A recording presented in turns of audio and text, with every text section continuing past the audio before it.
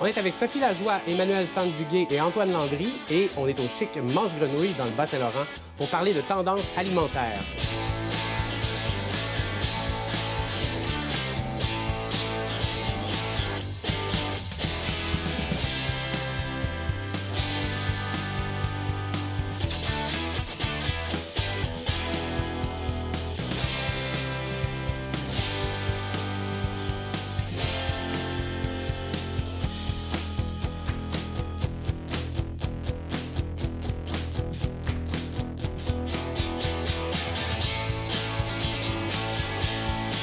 On est au Mange-Grenouille, un haut lieu de la gastronomie du Bas-Saint-Laurent, et on déguste un vin qu'on dit créé en biodynamie. Hein? Donc, c'est quelque chose qu'on n'avait même pas entendu il y a une dizaine d'années. C'est tout à fait nouveau. Donc, on comprend qu'il y a des tendances alimentaires. Donc là, ici, c'est pour de l'alcool, mais il y a aussi le même phénomène dans nos assiettes. Puis, j'ai 3 personnes avec nous pour parler de cette situation. Donc, Sophie Lajoie, qui es-tu et qu'est-ce que tu fais dans la vie? Bien, moi, je suis directrice de Moisson Rimouski-Neigette. Moisson, c'est une banque alimentaire. On offre différents services de l'aide alimentaire d'urgence, donc du dépannage alimentaire. On fait aussi des cuisines collectives puis différentes activités culinaires pour aider les gens à développer des compétences culinaires. Et puis, on a des projets avec les producteurs, les propriétaires d'arbres fruitiers, les gens qui ont des surplus de légumes pour aller leur donner un coup de main via des bénévoles qui vont faire des cueillettes et qui rapportent une partie des denrées à Moisson. C'est ce qui nous permet là, de redonner des produits frais aux gens dans le besoin. Mais t'as une ferme. Parle-moi de ta ferme un peu, parce que, tu sais, on dit une ferme, ça peut être une grosse ferme, une petite ferme, des animaux, pas d'animaux. À quoi ça ressemble, ta ferme? Oui, bien, je dirais que c'est une fermette. Donc, on est vraiment dans un modèle d'autosuffisance le plus possible. On cultive des fruits, des légumes. On a aussi des poules pour les œufs, des coqs à chair. On a fait dans le passé l'élevage de porc. Il y a une bonne partie de notre alimentation, finalement, qui pousse ou qui est élevée là, directement chez nous ou avec des voisins là, qui habitent proche de chez nous. Fascinant. Alors, on passe de la terre à la mer. Dis-moi, Emmanuel, qu'est-ce que tu fais dans la vie?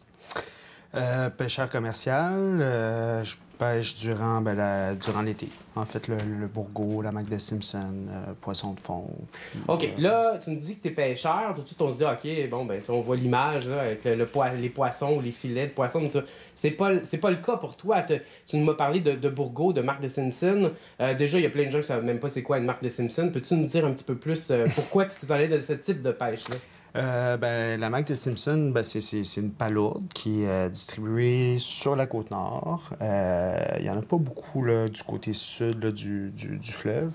Côte-Nord et de la Madeleine, il y en a aussi à Terre-Neuve, Nouvelle-Écosse. C'est une palourde qui est prisée surtout par les Asiatiques, là, qui est connue par les Asiatiques, qui est beaucoup mangée dans les sushis, surtout par les Japonais. Là, ils appellent ça le hokigai. Donc, qui était moins connu ici, mais qui l'est de plus en plus, là, je dirais, par les chefs, la restauration. C'est un produit d'ici, qui est quand même vraiment un beau produit, là, qui a un bon goût, déjà, mais une belle couleur aussi, puis qui s'apprête bien à des pâtes, des sushis, des soupes, des chaudrées, donc c'est un beau produit qui est exporté beaucoup, puis de plus en plus, les Québécois le connaissent. Là, puis, il y en a plusieurs qui travaillent fort là-dessus pour faire connaître nos produits pêchés ici à la population d'ici. Je suis pas pêcheur, là, mais je trouve que ton type de pêche est une pêche atypique. Tu sais, on a souvent l'image de la morue ou des trucs peut-être plus communs. Pourquoi est-ce que tu as fait ce choix-là de des produits qui sont moins communs? C'est-à-dire que, moi, ce qui m'a amené... avant, je pêchais jeune, je pêchais avec mon père à l'île d'Anticosti, le homard. Oui. Après ça, je pêchais en Gaspésie, le homard, le crabe des neiges, etc. Puis finalement, je me suis fait une blonde à Rimouski qui pouvait plus se passer de moi. Donc, je te comprends tellement. C'est la même chose, Colin. Donc, c'est ça. J'ai atterri à Rimouski. Puis ici, à Rimouski, en fait, ce qui est pêché, c'est le crabe des neiges au printemps. Après ça, il y a du poisson de fond, là, du turbo, flétan. Il y a un petit peu de bourgeot que je pêche aussi, là, du bourgeot puis du bucin. Mais il n'y a pas de homard ou il n'y a pas tant que ça de permis disponible non plus. Donc, j'ai vu ce permis-là, Mac de Simpson, qui était à vendre. Déjà là, je connaissais pas vraiment la Mac de Simpson à ce moment-là. Mais quand je me suis dit, ben c'est juste en face de Rimouski quand même. C'est un beau terrain de jeu, là, des Escoumins à Bécomo, là, comme territoire. C'est en face, l'autre bord du ruisseau, là, comme on dit. Là.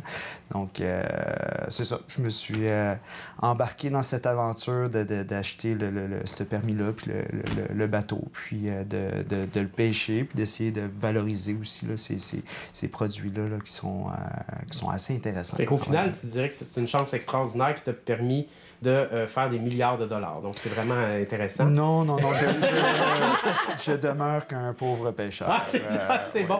Mais celui qui réunit la terre et la mer, ben, c'est Antoine. Antoine Landry, t'es chef au Mange-Grenouille. Parle-moi un peu là, de ta vision de ce que nos deux invités ont dit. Oui, en fait, chef au Mange-Grenouille depuis cette année. Très heureux d'être là, puis merci de l'invitation. Moi, j'essaie de réapproprier un peu une vision un peu plus locale à la carte du Mange-Grenouille. Je fais affaire avec une trentaine de producteurs du coin, autant pêcheurs que des agriculteurs, que des éleveurs d'animaux. Donc, j'essaie de mettre ça au menu le plus possible. Ben oui, là, c'est ça. Et là, j'ai la preuve. Donc, j'ai la preuve ici. On a tomates, crevettes, basilic, fleurs d'ail, maïs, champignons, pommes de terre, miso, porc, flétan, chou-fleur, kale, citron. Tout de suite en partant, là, il y a eu des petits drapeaux rouges qui sont allumés. Le kale, il y a 10 ans, ça n'existait pas ici. On savait, personne ne savait c'était quoi. Le miso, très peu connu également. Le shiso, je vois du shiso ici. Donc, juste là, je le sais qu'il y a plein de monde. Du quoi? Du shiso? Ben, explique-nous c'est quoi du shiso, puis on va revenir sur ces... En fait, le shiso, c'est ce qu'on appelle le basilic japonais. C'est une plante qui est soit pourpre ou verte. On l'a en deux couleurs. Ça pousse vraiment comme de la mauvaise herbe. C'est fou, là, c'est des grosses feuilles. Puis je trouve que ça goûte le 5 épices chinois. Donc, un beau mélange d'épices dans cette feuille-là. Tu as un petit côté mentholé, un petit côté cannelle même. Puis je le travaille, mon Dieu, c'est bon avec plein de choses. Là. Sur ma carte, c'est avec un tartare de thon de la Gaspésie, justement. Ben voilà, premièrement, bravo, parce que, comme tu disais tantôt, utiliser le plus possible les produits de notre fabuleux terroir local. Donc, c'est déjà quelque chose qui se met de plus en plus en place ici dans la région. Oui. Probablement, entre autres, grâce à Colombe Saint-Pierre, qui a fait des efforts incroyables depuis plusieurs années là, pour faire comprendre l'importance du patrimoine alimentaire. Mais toi, en tant que chef, justement, est-ce que tu l'as vu, cet engouement s'installer tranquillement pour des produits de terroir local? Oui, définitivement. Moi, je l'ai vu à distance parce que j'ai été absent de la ville pendant plusieurs années. J'ai été sur Québec faire mes apprentissages avec différents chefs. Mais depuis, je te dirais, 5, 6, 7 ans, il y a plusieurs restaurants qui ont poussé à Rimouski qui tentent de remettre les produits locaux à la carte et de le rendre accessible à plusieurs personnes. Donc, on peut parler assez facilement d'une tendance alimentaire. Oui.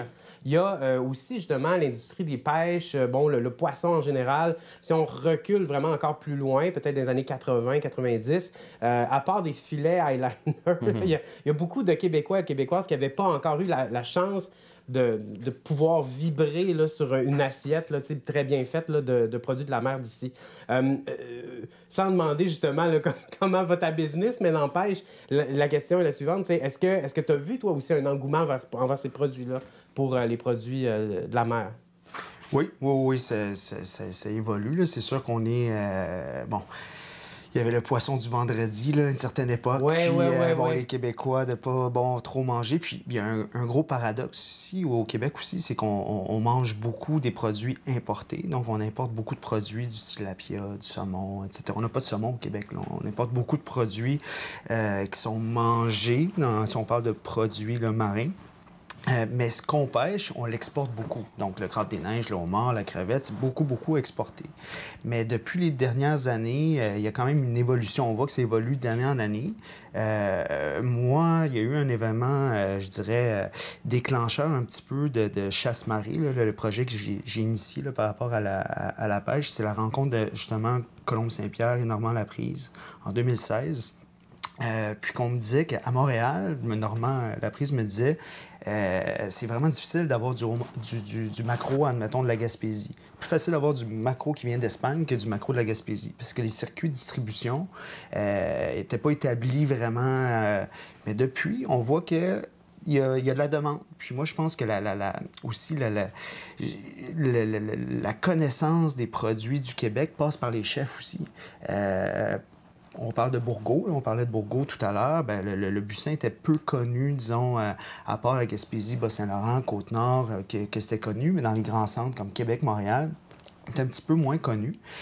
Mais les chefs ont mis de plus en plus ce beau produit-là qu'on a dans nos eaux d'ici sur leur carte, puis décliné de différentes façons, à faire connaître le Bourgault. Puis de plus en plus, moi je le vois, là, on est rendu en 2021, de plus en plus de demandes de Bourgault du Québec. Donc, c'est vraiment en constante évolution. Puis ça passe par les chefs aussi de le mettre sur la carte. Les gens, justement, il y a 10 ans, on ne voyait pas du miso ou ci ou ça. Puis là, les gens, bien, ils connaissent de plus en plus, puis ils ont vraiment un appétit là, pour les produits d'ici. Puis c'est des produits quand même d'exception, là, de belle qualité, d'eau froide aussi. Puis on parle de flétan, par exemple. Bien, c'est tellement un beau poisson. Puis c'est le fun de pouvoir l'offrir aussi là, à la population locale ou le thon, par exemple, que vous mettez le thon de la Gaspésie, on a ça ici. Plutôt que d'exporter au Japon, mais de pouvoir l'offrir sur la carte des restaurants ou que les gens puissent en manger, c'est quand même vraiment un beau produit.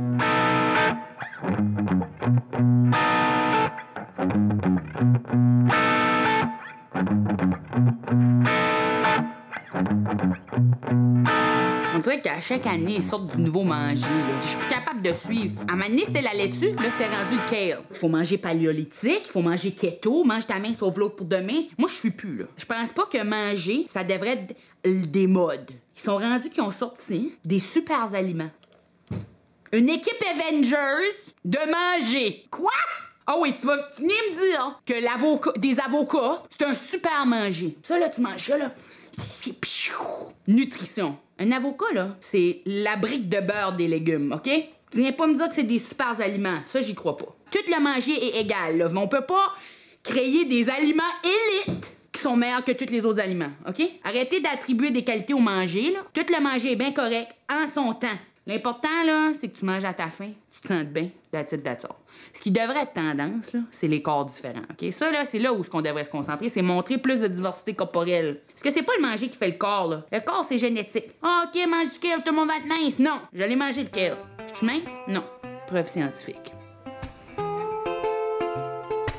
On a parlé souvent dans les médias d'une problématique du produit frais. Comment est-ce que vous adressez ça de votre côté à l'organisme?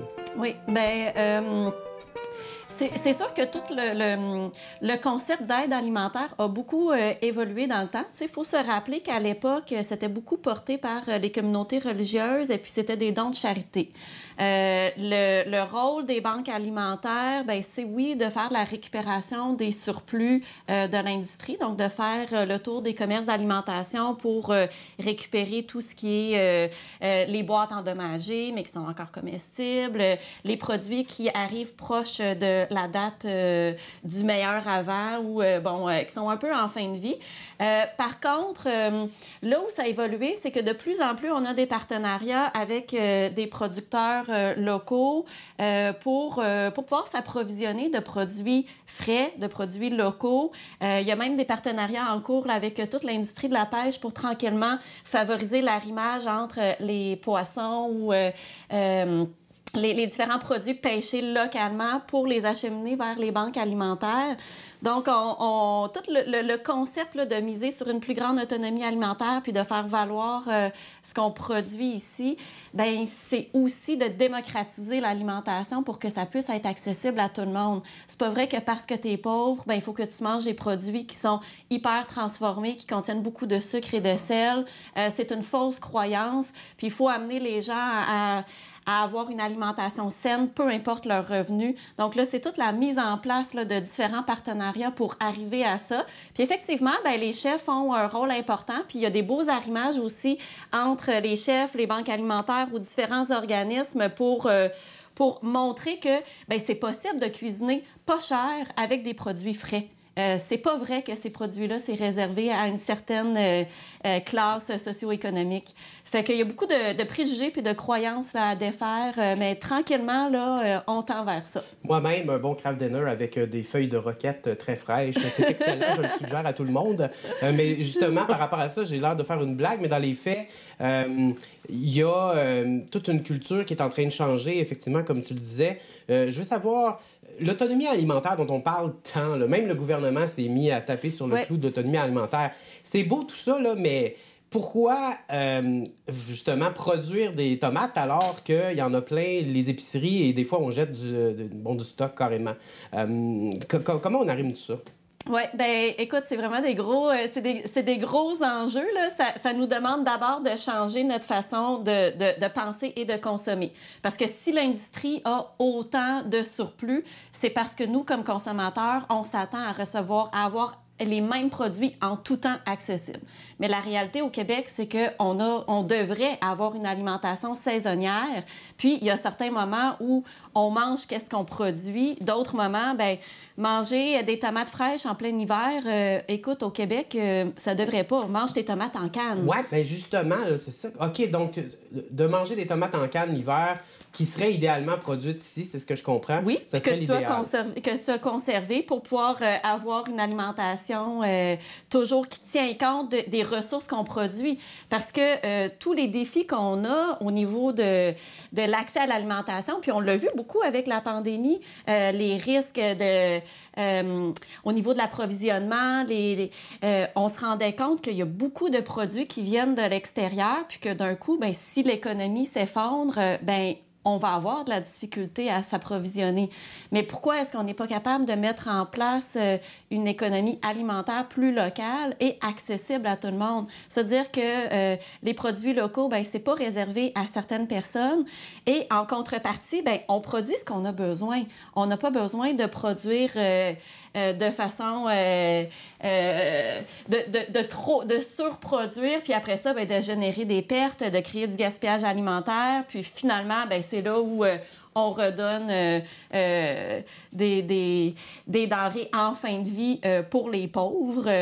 J'aimerais ça vous entendre sur justement votre vision de l'autonomie alimentaire. Comment est-ce que vous voyez ça de votre côté à vous?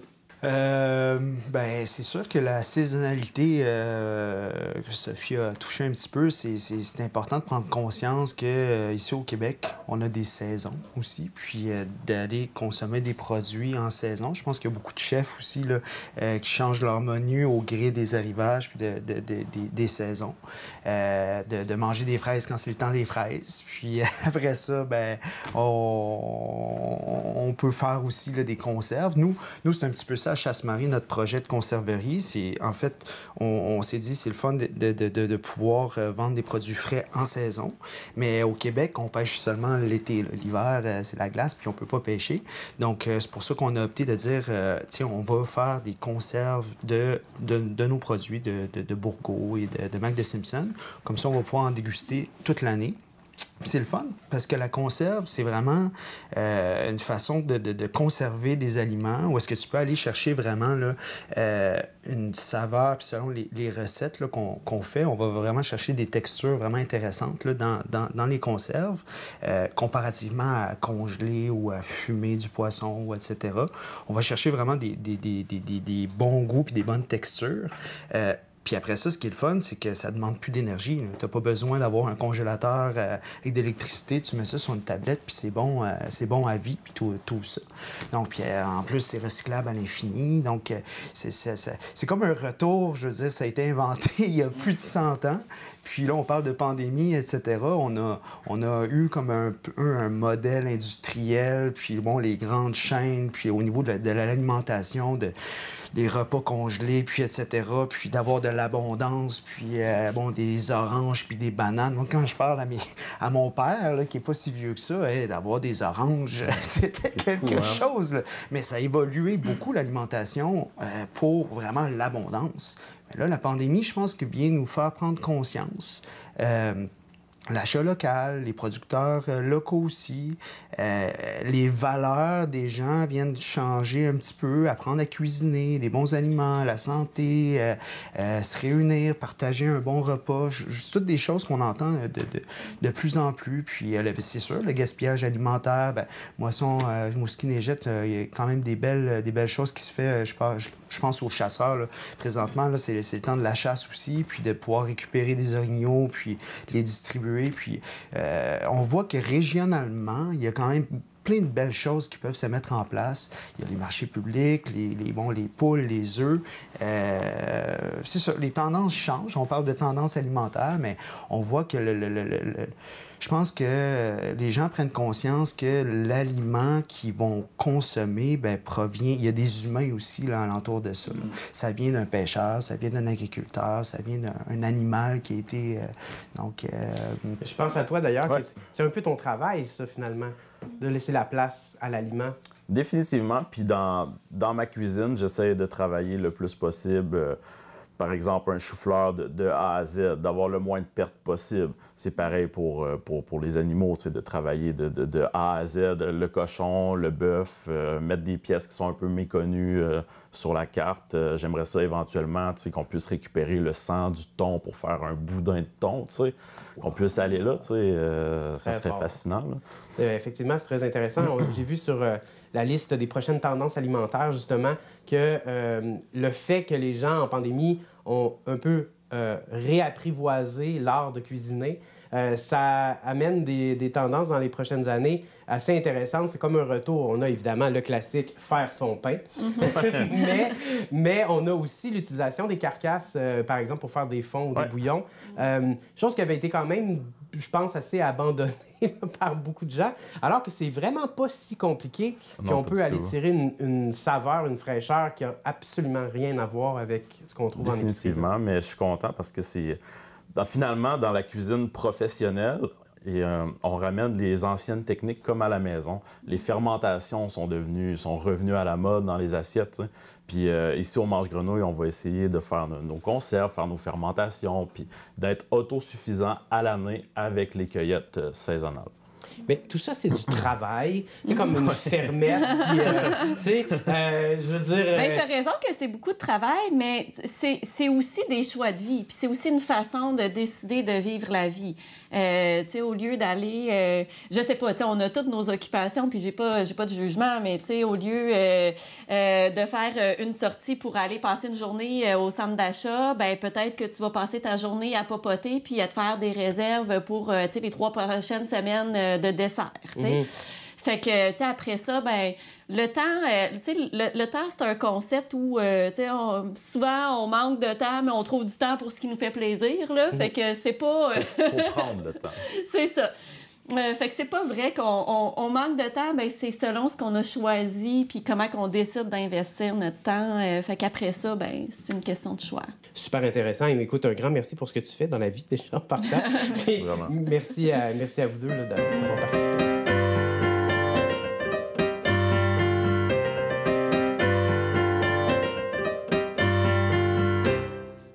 Toi, Joe, t'aimes-tu ça manger? Non. Pas du tout. Je m'en doutais. Déteste ça. Déteste. Moi aussi, manger. Manger, en fait, c'est une de mes passions dans la vie. J'aime jouer de la musique, puis j'aime manger. C'est souvent un des deux qui interrompt l'autre. Puis j'ai des goûts un peu particulier. Est-ce qu'il y a des choses, toi, que t'aimes manger et que tu penses être tout seul à aimer? Truffe roquette, d'ailleurs, sur Crab Dinner. Mais c'est pas si bizarre que ça. Moi, j'en fais du Crab Dinner quand on est au cégep, là, si on commençait à expérimenter. Moi, c'était mon expérimentation culinaire. J'ai tout fait. J'ai fait saucisse, j'ai fait... truffe, je suis pas allée, mais j'avais fait tous les champignons qui existent, sinon. J'avais mis du fromage en plus, du fromage. Mais y a-tu d'autres choses que tu... dans les goûts bizarres qui te viennent en tête, du genre, on va te le dire, du céleri dans du beurre d'arachide. Ah, c'est pas bizarre. Non, des fois, faut être ouvert. Faut l'essayer, c'est relax. Non, moi, j'adore faire des expérimentations, puis cuisiner, c'est souvent ça. Les gens aiment beaucoup manger avec moi ou ils haïssent manger avec moi, parce que quand je cuisine, je suis pas de recette, rarement, ou je prends la recette, puis je prends beaucoup de liberté. Puis c'est soit vraiment très bon ou pas mangeable. Mais ça fait que j'ai essayé beaucoup de mélanges vraiment étranges et je me suis dit, je suis sûrement pas seule à faire ça. Il y a des affaires que je fais du genre, mon popcorn, je le mets dans la poêle, je le fais éclater moi-même. Après ça, je mets du beurre d'arachide, des petites lanières de beurre d'arachide fondu par-dessus. Je vais mettre du poivre, du sel. De l'autre côté, je vais mettre un filet de sirop d'érable dedans. Et je vais mettre du fromage par-dessus râpé. Attends. Puis là, tu mets ça dans le four à broil durant 10 secondes. Ça fond un peu et étonnamment, c'est vraiment bon. Est-ce que tu consultes? Ben oui, mais pas pour ces raisons-là. OK.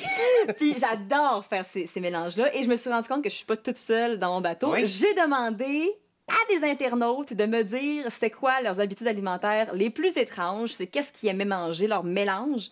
Et la plupart du temps, c'était leurs amis qui leur taguaient puis qui disaient qu'est-ce qu'ils faisaient parce qu'il y a personne qui veut avouer leur mix bizarre. Mais j'ai un bon petit palmarès des meilleures bouffes weird que les gens mangent. Alors, on a sur les toasts la margarine puis le quick au chocolat en poudre.